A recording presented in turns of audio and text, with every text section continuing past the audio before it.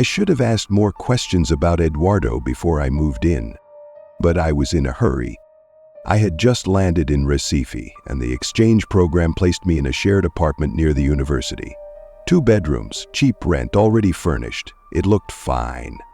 And I wasn't going to be alone.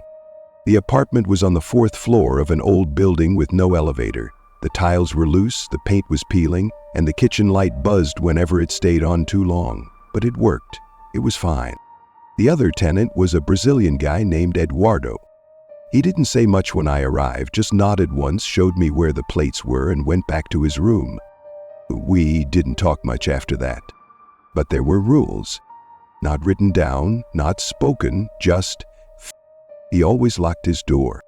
Even when he went to the bathroom. He didn't use the living room. He never left dishes in the sink, and he never turned on the hallway light. Sometimes I'd get home late and find the entire apartment dark, except for the red LED glow under his door. Once I accidentally turned on the hallway light while getting water, and he came out seconds later to turn it off, without saying a word. I thought maybe it was just his way. Maybe he was private. Maybe he had anxiety. I've lived with worse. But then one night, around 2:30 in the morning, I passed by his room to get to the kitchen, and I saw something through the crack in his door. He was standing in the middle of the room, not moving, just staring at the wall. I didn't say anything. He didn't make a sound. And from that moment on, I stopped calling it our apartment. After that night, I started paying attention. Eduardo kept his schedule tight. He always left the apartment at 6:45 a.m. and came back at 6:05 p.m. Never late, never early. No noise when he left, no noise when he returned. I once stood in the kitchen with the light off, just to see. At exactly 6:05, the door opened. He stepped in, looked down the hallway, and went straight to his room. Didn't see me, or maybe just pretended not to. The next day, I checked his door. It was locked, of course, but the light underneath was on, constant red. And I noticed something else. There was no sound. Not muffled music, not footsteps, not even the creak of the wooden floor. Nothing. I tried listening closer, standing at the end of the hallway, pretending to be on my phone, but it was like the room swallowed sound. Even when he was inside, moving around, there was just silence. That week, I started sleeping with the bedroom light on. Not because of him, because of the hallway. It felt different at night. Not darker, heavier, the kind of dark that presses behind your eyes. I caught myself avoiding it, using the bathroom before midnight, leaving my shoes by the bed instead of the door. And every time I passed his room, I looked at the crack beneath the door. One night, I saw the light flicker, just once, like something moved past it. I waited. Then, slowly, the doorknob turned. Not a full twist, just a soft metal click. Then it stopped. And when I walked away, I swear I heard breathing, not from inside the room, from the hallway, right behind me. The next morning, I avoided the hallway. I stayed in my room, kept the blinds half closed, made coffee on the electric kettle I had in my backpack. I didn't hear Eduardo leave, but I assumed he had. The apartment felt empty, but not safe. Around noon, I stepped out to use the bathroom, and that's when I noticed something new. The mirror in the hallway. It had always been there, small, square, above a cracked wooden cabinet. I hadn't paid much attention to it before. But now, it was wrong.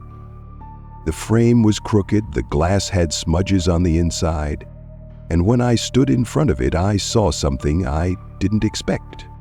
The hallway behind me looked longer, just by a little, but enough to notice. I turned around, it looked normal. Turned back to the mirror, lumber again. Like the reflection didn't belong to this apartment. That night I left the bathroom light on, just to break the darkness. At 3:12 a.m. I woke up again. Not to a noise, to a feeling that someone was standing in the hallway. I sat up and stared at the door. It was closed, but I could see a faint glow under it. Not red, white. I stood slowly and stepped out of the room. The hallway was still. Eduardo's door was shut. The mirror was lit by the bathroom glow, but the hallway behind me in the reflection was darker than before. And in that darkness, a shape. No detail, just height and stillness. I blinked. The hallway was empty, but when I walked back toward my room, I heard a faint sound, a click, then another. I looked back. The mirror. The smudges were gone, clean, like someone had wiped it while I wasn't looking. The next day, I didn't see Eduardo leave. I sat at the table by the window with my laptop open, pretending to work. The clock hit 6:45 a.m., then 6:50, 7 o'clock. The door to his room stayed closed. No footsteps, no keys, no sound. At first, I thought maybe he was just running late, but by noon I still hadn't heard a thing. The hallway felt heavier, stiller. I knocked once. Nothing. I messaged him, just a short "Todo certo, I?" No response. That night, I didn't sleep. I stayed in bed with my phone flashlight on, facing the door. I kept waiting for a sound, any sign that he was still there. At 2:57 a.m., I heard it, a soft scrape across the tiles, like something being dragged. Slowly, I got up and cracked the door. The hallway was dark. The bathroom light I'd left on earlier was off, and the mirror, the one above the cabinet, was gone. It wasn't broken or fallen, just missing. The cabinet was still there. The wall behind it was bare. I walked toward it slowly, phone light shaking in my hand, my pulse in my ears. And as I passed Eduardo's door, I heard movement. Not a voice, not breathing, just a faint shifting sound, like clothes being pulled across the floor. I backed away. The door handle turned once, stopped, then turned again, slowly. I ran back to my room, shut the door, and pushed the dresser in front of it. I didn't sleep, I didn't blink. When the sun came up, the apartment felt normal again. But Eduardo's door was still closed, and the mirror was back, perfectly clean. Eduardo disappeared 3 days later. He left the apartment sometime in the middle of the night. I didn't hear the door open, just noticed in the morning that his shoes were gone. His room was still locked. The red light was off. No note, no sound. The landlord messaged me later that afternoon asking if I wanted to stay longer. Said Eduardo had ended his contract early. Didn't say why. I didn't ask. I spent the next 2 days alone in the apartment. I thought I'd feel better with him gone, safer maybe. But it got worse. The hallway felt colder. The silence stretched longer. And the mirror was wrong again. It wasn't just the reflection this time. It was the sound. Every night around 3 o'clock a.m., I'd hear a faint tapping, like fingertips brushing glass. Soft, deliberate. Not from Eduardo's room, from the wall behind the mirror. I covered it with a towel. It fell off. I moved the cabinet in front of it. The next morning it was pushed aside. I stopped sleeping, left the lights on, even packed my bags once but didn't go. I just sat in the kitchen, headphones in, trying to drown out the quiet.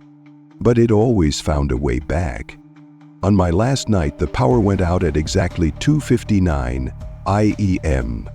The silence was immediate. Then, it filled every corner of the apartment. Then came the sound. The same one I'd heard through Eduardo's door that first time. Fabric, shifting, closer than it should have been. I didn't move, didn't look. I waited. And when the lights came back an hour later, the mirror was gone again. But this time, so was the hallway behind me.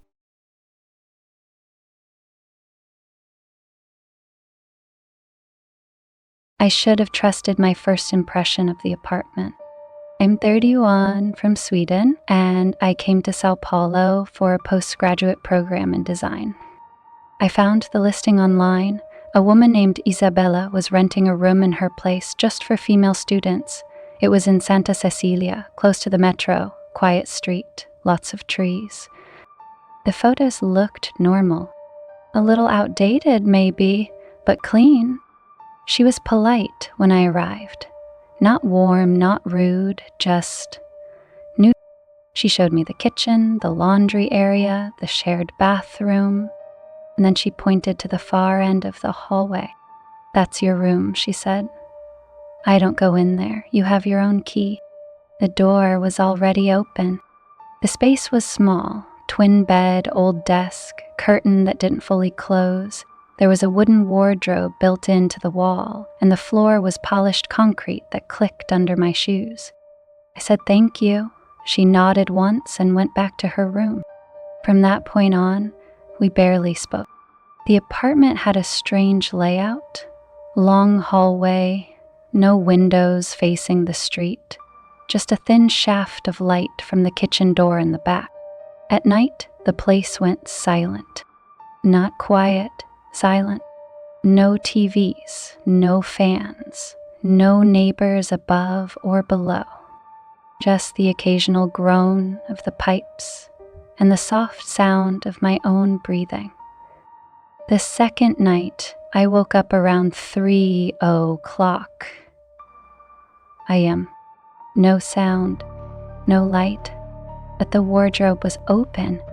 I hadn't opened it, and I was sure I had left my bag in front of the door. Now it was to the side like it had been moved gently, not pushed, not kicked, just repositioned. I'd hear anything, but I didn't sleep again either. And in the morning, when I stepped into the hallway, I noticed something new. My door, the one I had locked the night before, it was slightly open. After that night, I started locking the door twice. I didn't ask Isabella about it. I wasn't even sure what I would say, that someone moved my bag, that a door creaked open by itself. She wasn't the type who invited conversation. That morning, I left early for class. When I came back in the afternoon, she was sitting at the kitchen table, slicing something with a small serrated knife. She didn't look up when I entered, didn't ask where I'd been, didn't speak. Later, when I showered, I noticed the mirror in the bathroom was gone. There was a faint outline on the wall where it used to hang. I dried my hair in silence, watching my reflection in the dark window instead. When I asked about the mirror the next morning, she shrugged. "It fell," she said. That night, I couldn't sleep again. I lay in bed with the light off, facing the wall, my door locked, my bag against it like before. At 3:14 a.m., I heard it. Not footsteps. Not breathing. A sound behind the wall. Faint. Rhythmic. Almost like fingernails brushing drywall. Slow, scraping, then pausing, then starting again. I sat up, held my breath, listened. It was coming from the wardrobe. I stood, turned on the desk lamp, and opened it. In just the same 2 shelves and a wooden rod with 3 empty hangers. I shut it and moved my bag back against the door. But the sound kept going. Slower now, softer, like something was waiting for me to stop listening. The next morning, I checked the wall behind the wardrobe. It was solid, but the paint was uneven, paler than the rest of the room, as if someone had patched it recently and didn't match the color. When I asked Isabella if there had ever been a leak or repair back there, she just said, "Don't touch the walls in that room, the paint peels." Then she smiled. only once, small, tight, and went back to washing dishes. Without turning the tap on, I spent most of the next day at the university. I didn't want to be in that apartment. When I came back around 6 p.m., Isabella wasn't home. Her room was closed, and there was a strange quiet in the kitchen, like the air itself wasn't moving. I walked down the hallway and found my door slightly open again. I was sure I had locked it. Nothing inside looked disturbed, but the bag I'd left behind the door was off to the side again, carefully moved, not pushed. I checked the wardrobe, still empty. I slid it open fully and ran my fingers along the back wall. Nothing, but when I leaned in closer, I noticed something near the bottom, a faint, shallow curve in the plaster, circular like someone had traced a spiral, then painted over it. That night, I decided to sleep with the curtain fully closed, pinned at the edges. Around 3:00 a.m., I woke up with the sense that the room wasn't empty. I didn't hear anything, didn't see anything, just felt it. I turned on the lamp. The curtain was open, not wide, but enough to see the window. And in the reflection of the glass, I saw something behind me. Not a person, not a shadow, just a shape. Tall, still too close. I turned fast. Nothing there. The wardrobe was closed, my bag still against the door, but the lamp on the desk had shifted. It was tilted slightly to the right, just enough to cast light behind the wardrobe. There, on the wall, the spiral was visible again, deeper this time, as if someone had scraped through the paint from the inside. I thought about leaving that morning. I even looked up hostels near Avenida Paulista, but something stopped me. Not fear, not comfort, just inertia, like the apartment had started to hold me in place. Isabella wasn't in the kitchen. Her door was closed. There was water running in the bathroom, but no light underneath the door. I stood in the hallway for a moment, listening. Then I heard it, a single knock, not from the bathroom, from my room. I turned slowly. The door was still open. When I stepped inside, everything looked the same. Bag still by the door, wardrobe shut, curtain pinned, but the desk lamp was on, and I hadn't turned it on. I walked to the wardrobe and opened it. This time there was something taped to the back wall, a page from a book, yellowed, torn at the top, covered in musical notation. No title, just symbols, staffs, ink faded at the edges. I didn't touch it, just closed the wardrobe and backed out of the room. That afternoon, I stayed out until dark. When I came back, the hallway lights were off, but the kitchen light was on, and Isabella was sitting at the table again, still looking at nothing. She didn't speak as I passed, but as I stepped into my room, I noticed something new. The spiral. It wasn't on the wall anymore. It was on the floor, drawn faintly in chalk near the foot of the bed. I erased it, wiped the tile clean with a wet towel.